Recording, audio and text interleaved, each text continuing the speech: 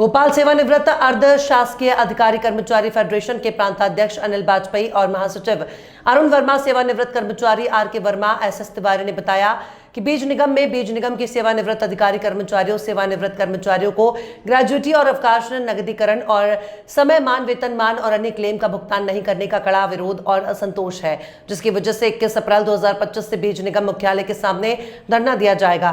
महासचिव अरुण वर्मा राजकुमार गोस्वामी ने यह भी बताया कि सेवानिवृत्त कर्मचारियों को समय पर ग्रेजुएटी का भुगतान नहीं करने की वजह से बिना इलाज के कई कर्मचारियों की मृत्यु हो गई। सेवानिवृत्त अधिकारियों कर्मचारियों में भारी असंतोष व्याप्त है।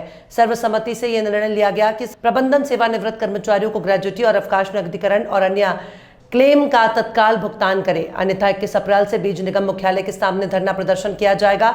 धरना को सफल बनाने के लिए करने वालों में आर के वर्मा, एसएस तिवारी, दिनेश ताहू, आरएन मिश्रा, विजय राजपूत, प्रदीप मालवीय, सीएम पटेल, अशोक नेमा, ओम प्रकाश जैन, जीके अग्रवाल शामिल हैं। इंदौर से आए अरुण गोस्वामी ने बताया कि बीज निगम द्वारा कई ऐसे कार्य किए गए हैं जिसके पूरे प्रूफ मेरे पास है और यहाँ पर जमकर फर्जीवाड़ा हुआ है।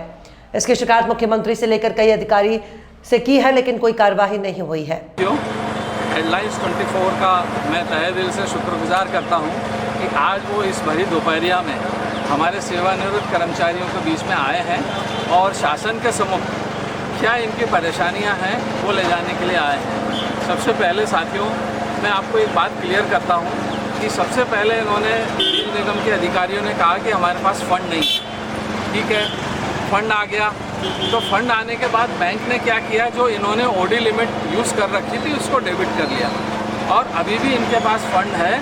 और टोटल मिलाकर यदि आज जितने भी मध्य प्रदेश में रिटायर्ड हुए कर्मचारी, इन सब का अगर आंकड़ा देखा जाए तो 4-4.5 करोड़ रुपए से ज़्यादा का नहीं है और उसमें ये सब क्लेम्स आ गए। उसके अलावा ये जो साथियों, एक चीज़ और मैं बताऊंगा आपको कि ये भ्रष्टाचार कैसे कर रहे हैं। इन्होंने एक दिल्ली की कोई कंपनी है PWC, उसको ठेका दिया कोई भी कार्य करने का, तो क्या वो कार्य करने के लिए उसके करंट अकाउंट में पैसा जाना चाहिए या नहीं जाना चाहिए। इन्होंने 25-25 लाख के 2 पेमेंट किसी के सेविंग अकाउंट में भेजे हैं, उसका नंबर भी इसमें है। तो क्या ये हेराफेरी नहीं है? क्या ये गलत चीज़ नहीं है? आज ये सब ग्रुप में बैठे हुए अपना सही हक मांगने के लिए। बस मैं इतना ही कहूँगा और इसकी PDF फाइल मेरे पास है, मैं अभी आपको योगी जी देता हूँ। आप मेरे को आपका WhatsApp नंबर दीजिए। यहाँ आज धरना का उद्देश्य